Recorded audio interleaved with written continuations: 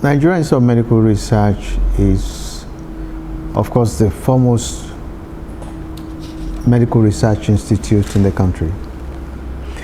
And it's ambitioned to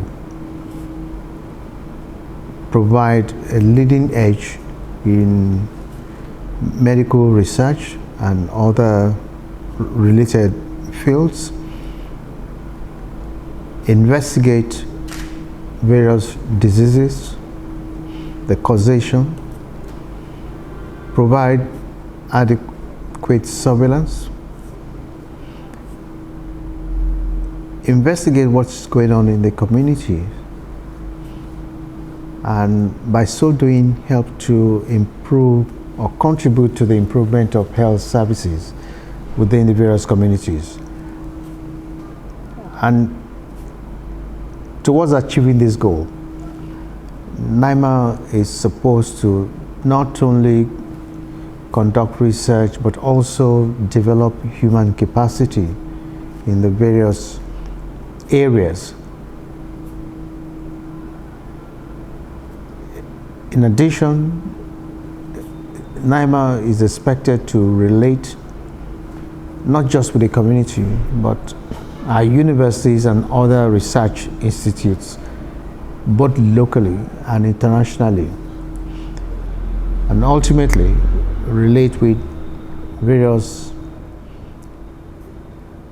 health bodies and funding agencies, both private and governmental, across the international community. That will be a summary of what NIMR stands for. As a medical research institute, you are expected to conduct research, collect samples, analyze them, store them, and of course generate data that will assist with regards to the management of cases. Of course, the process of doing the studies and analyzing your samples potentially could result in the production of even vaccines.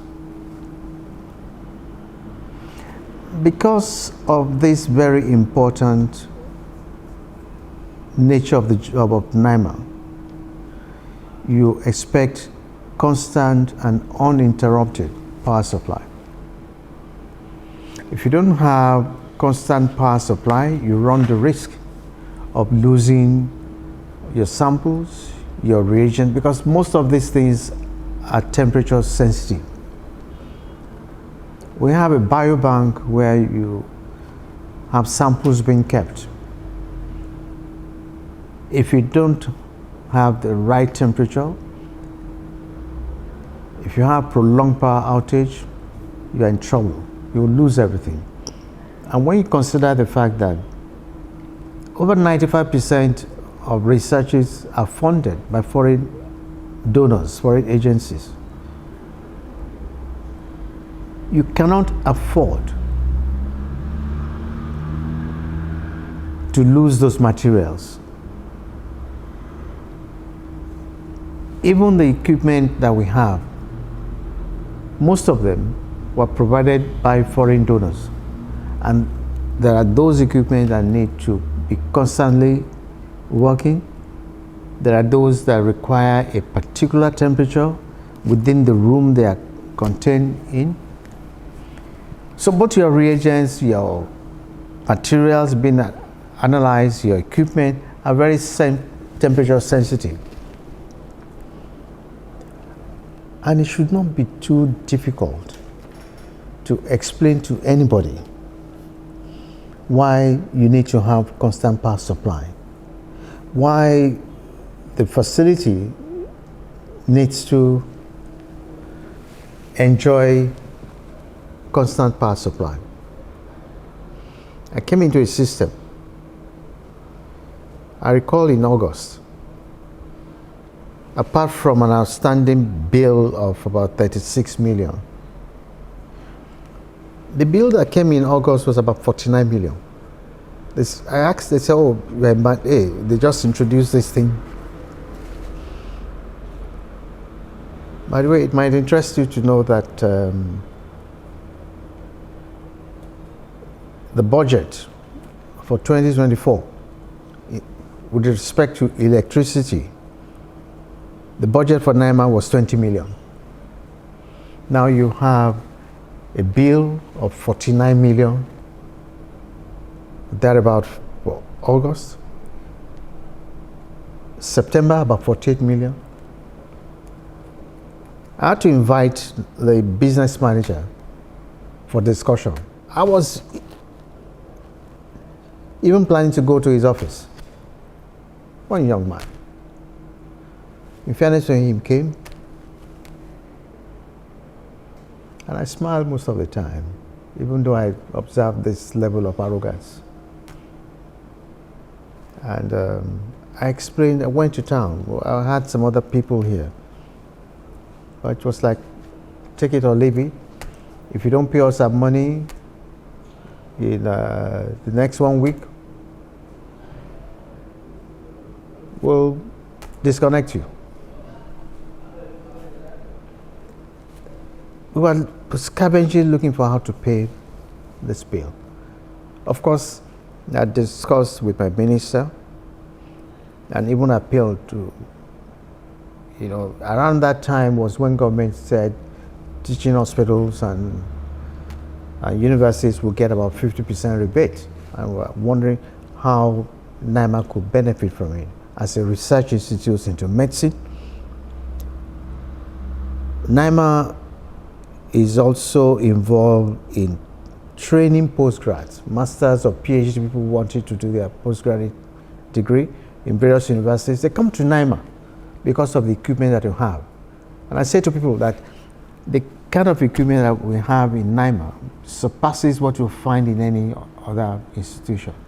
For that, I'm very grateful. And we have excellent colleagues in various fields who are working on this machine, who are conducting their research. So we serve, to some extent, like a tertiary institution, and also providing some research facilities for the teaching hospitals. However, we don't have the patients that you are treating actively, through which you are generating Nigeria. You don't have the benefit of students, thousands of students paying school fees. So when you are now explaining to people, and I'm talking specifically about a co-electricity distribution company, you explain to them what you stand for, what the nation stands to gain, and why certain things are necessary. You assume that this is as simple as ABC for anybody to comprehend. In the process, there wasn't going to be any form of concession, any form of consideration. And in October, I got a bill of 44 million. And we had to pay, again, with an ultimatum, that if you don't pay within the next 1 week, we're going to disconnect you. And these things come with a lot of arrogance. I'm trying to choose my words. I recall we paid about 20 million. Then we had to pay about another 15 million or thereabouts and pay the balance. It was in 3 installments after I had written when you consider the fact that NIMR does not have a meter. And my letter to them, I said, you cannot continue to give us humongous bills. We don't have a meter. It's what I would consider to be an estimated bill. They said, no, it's not an estimated bill because we have a meter in a compound nearby. And you can come and we'll allow you to be reading it with us. I said, that's not it. I don't even think you can say this to the National Electricity Regulation Commission. You're supposed to provide us with a meter. I wrote about it through the NIMR legal officer. Wrote about it. And one would have expected that somebody at the other end will come and talk to you, engage with you. No.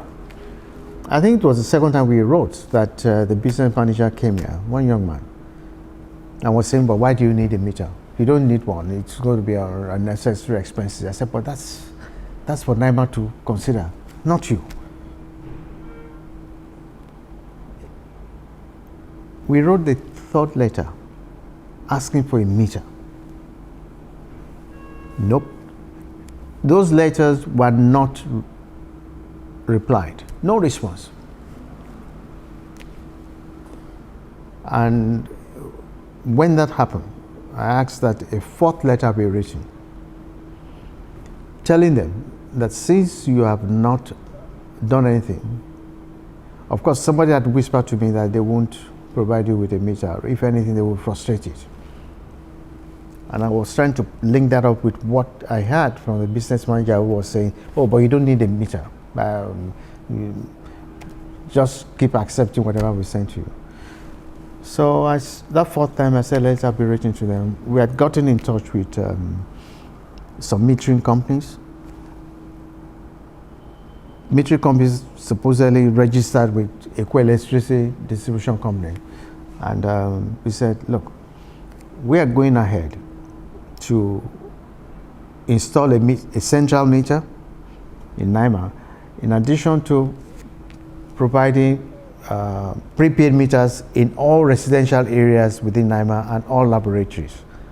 So those in their various residential apartments will only have light if they pay.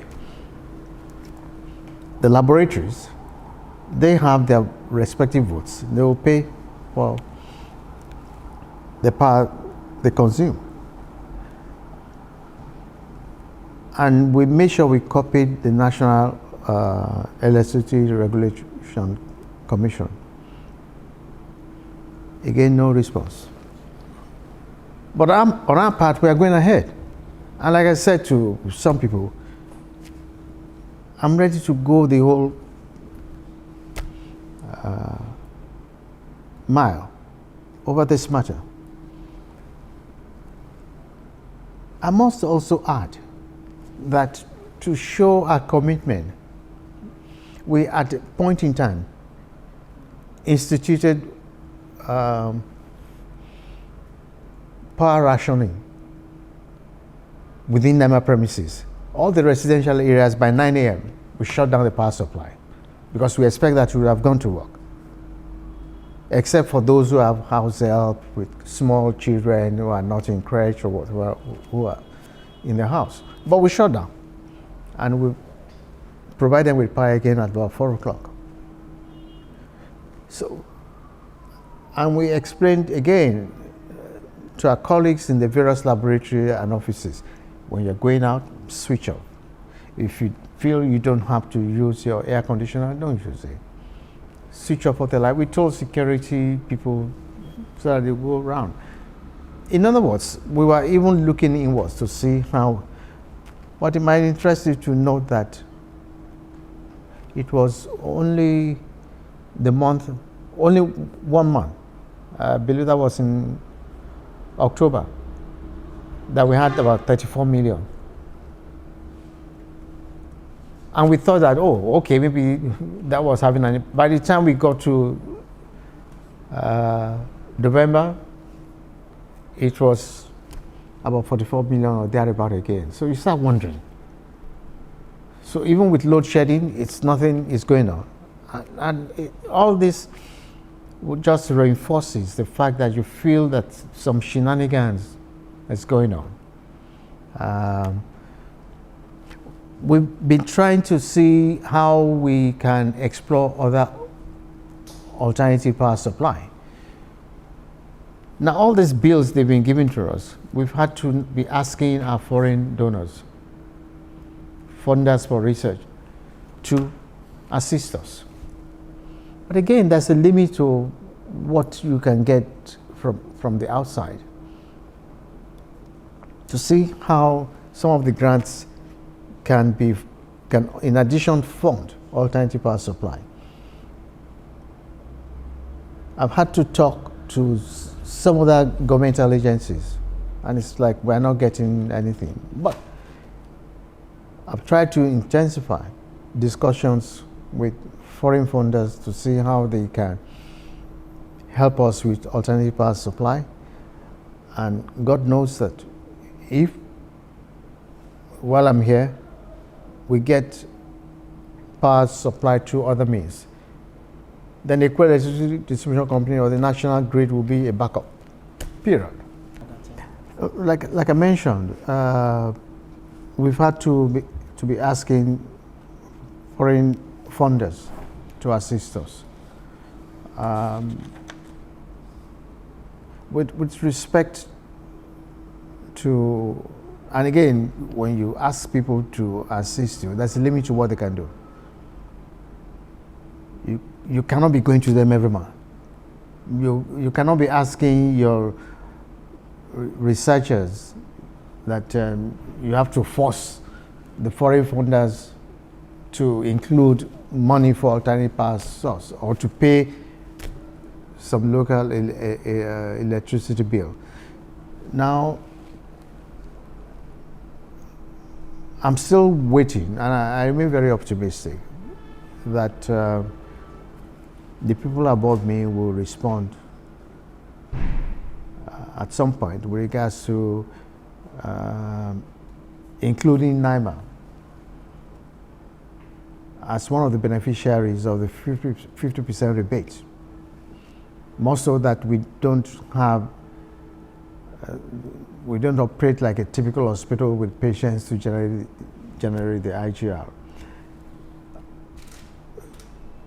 My ministers have made suggestions as to who to talk to. In fact, as of last week, I was in conversation with an organization that could potentially assist with raising money and providing electricity, which we will still pay for, but definitely it's not going to be at the same humongous rates as what we are getting from electricity distribution company.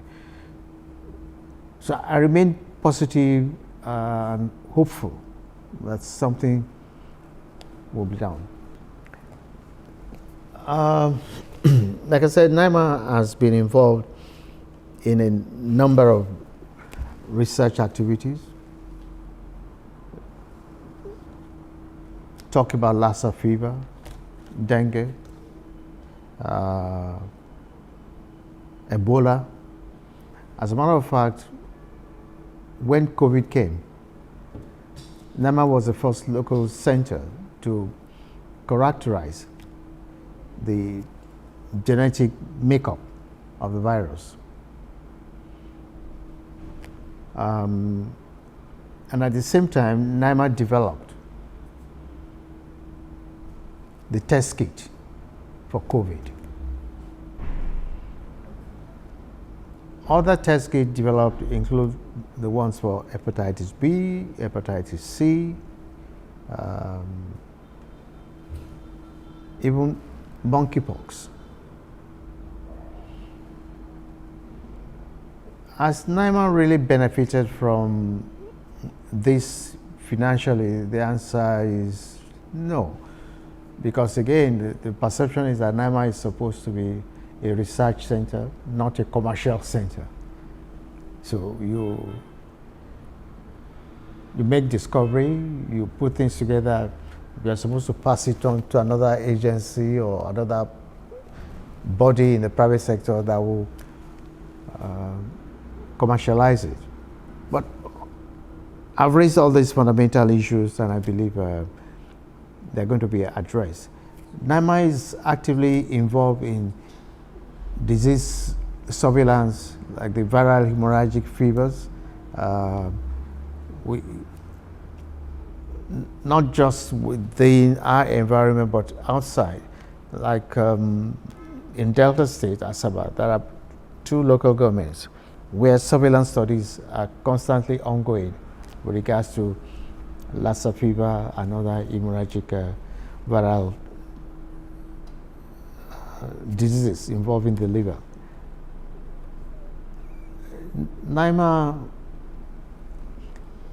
is extensively involved in the National Malaria Elimination Program. Studies are being carried out by our researchers to look at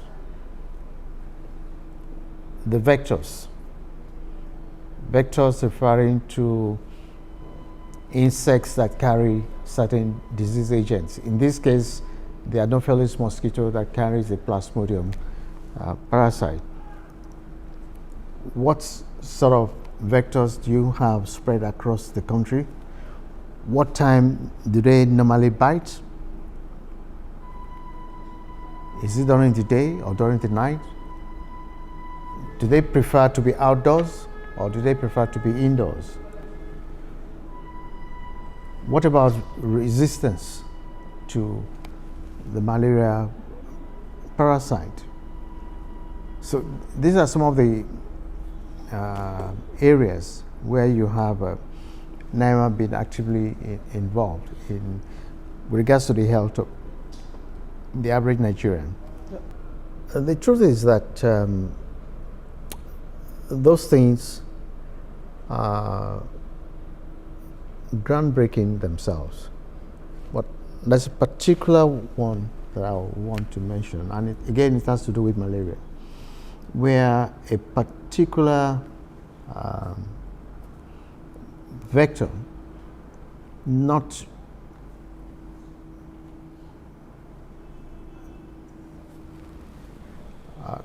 seen within the Nigerian community suddenly appearing in some parts of the country. And we're still trying to see it came briefly and it's like it's disappeared. However, the area of the country is still being monitored. I don't want to get into the details of that. The area of the country is still being monitored to see if there will be a re-emergence. I can also talk to you about the fact that yes, they are talking recently about a variant of COVID in Asia, this and that, but we have not seen it. But that said, I can tell us that our researchers in the area of genomics are up to speed. They are waiting. The moment there's a suspected emergence or outbreak, we'll be willing to go into studies to check if that variant truly exists or not. I think that will summarize what we have so far in NIMR. Of course, to enjoy funding, you're expected to collaborate with them.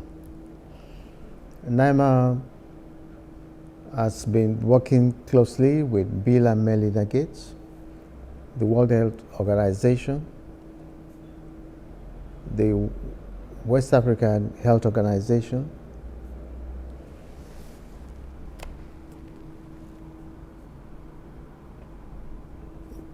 Institute of Human Virology of Nigeria, various agencies that are involved in tuberculosis, malaria investigations.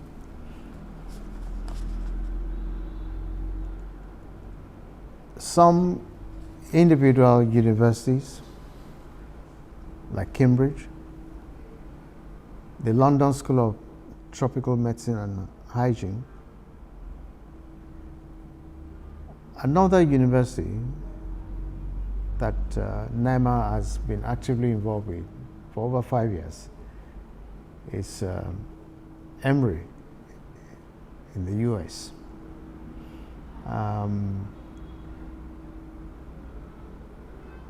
NIMR is involved in collaboration with the Canadian agencies in the area of monkeypox. And I must not forget JICA,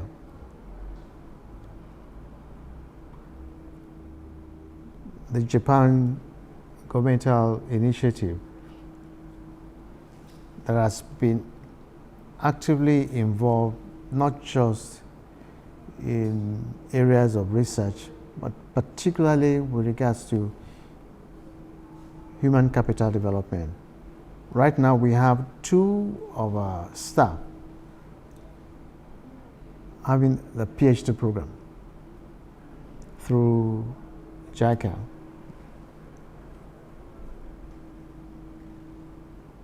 One other person has been approved for a master's program. The University of California is collaborating with NIMR in the area of malaria, malaria prevention, and that's involving that's going to involve the training of 2 people at PhD level. So in terms of research and human capacity development, NIMR has been enjoying a lot of collaboration.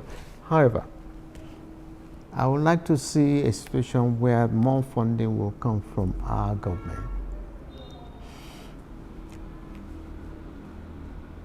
The risk of depending on foreign funders is that most of the time the research you are conducting will be more along the lines of what they want, as opposed to your immediate problems. Even if you want to change their orientation or their attitude, you have to wait for some time, because they already have a program, maybe over the next 3-4 years, a particular program they're funding. So they're going to say to you, okay, all right, we've heard you, we know you want us to do this, but let us finish this cycle that we're dealing with. Whereas if you have money coming from within government and even private individuals, if you have money coming from within, you can focus specifically on things that are of importance in your environment. So I can only hope that within the next 12-24 months, we'll have that shift. It's one thing that I'm particularly interested in, and I've mentioned it to my colleagues that we need to make that move in this particular direction. Like I said, I expect that NIMR will, by that time, focus mainly on diseases that are peculiar to our environment, or look at situations that makes some diseases to be predominant or to be prevalent in our environment, or that might account for the rather low incidence. Take, for example, when we were talking about COVID, it was expected that in a country like Nigeria and some other developing countries, it was going to be mass catastrophe, but that was not the case, and we already know why.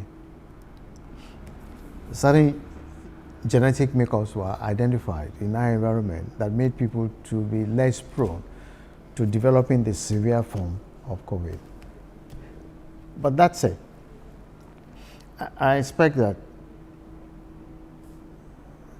issues relating to our peculiarities will be advanced. I'm hoping that there will be, by that time, we would have been able to produce vaccines that will help to combat certain disease states. We have a vaccine unit here in NIMR. Preliminary studies are already going on in the place. Hopefully in the new year we should be moving to clinical trials, that is going beyond experimental studies in animals to go into humans. And I would love to see a situation such that in another 5 years from now, NIMR will be able to deal with increased volume of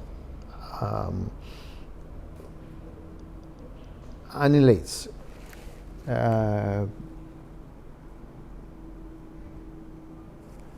In one of the departments, we've acquired an equipment which the minister was kind enough to commission recently, about 3 weeks ago.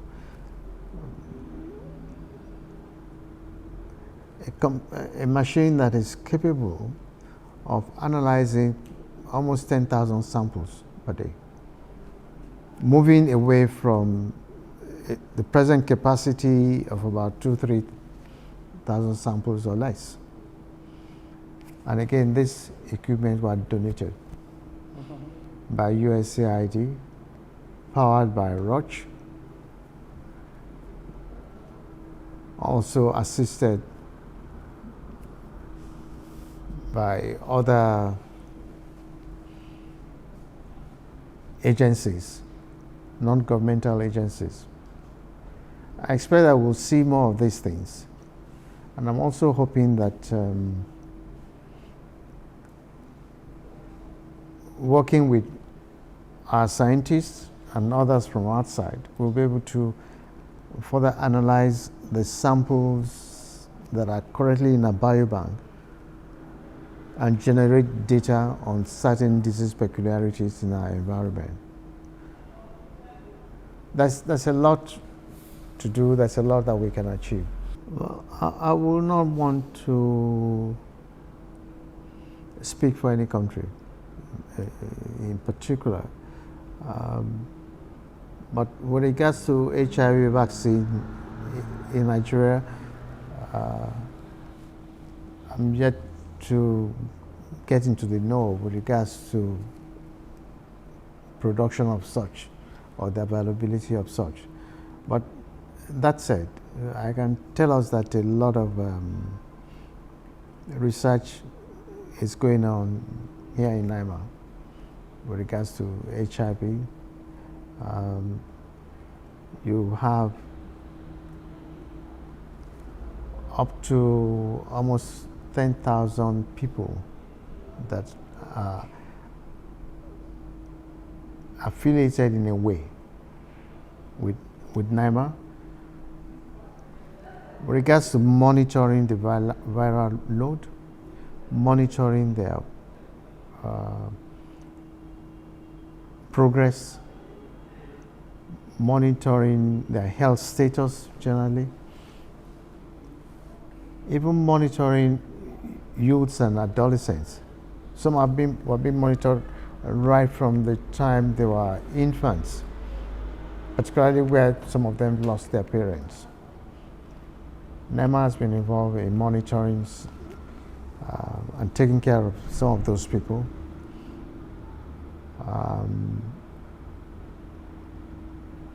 But with respect to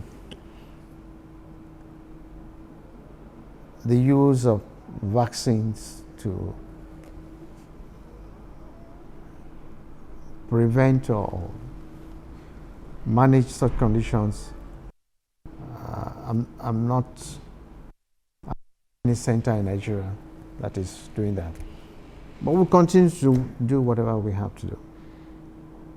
Well, let me say a big thank you to Ekohotblog for this opportunity to share with us what is going on in NIMR. The fact that even though NIMR has been doing a lot, and I say a big thank you to my predecessors, even though NIMR has been doing a lot, many people on the outside do not know what NIMR is fully about. And unfortunately, that could impact negatively on budgetary allocations.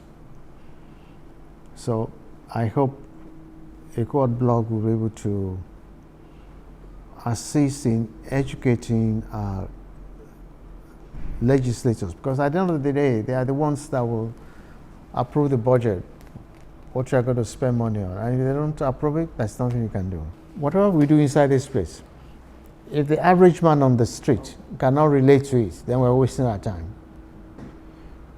Which is why whatever research we want to do, it has to impact on the life of the man on the street.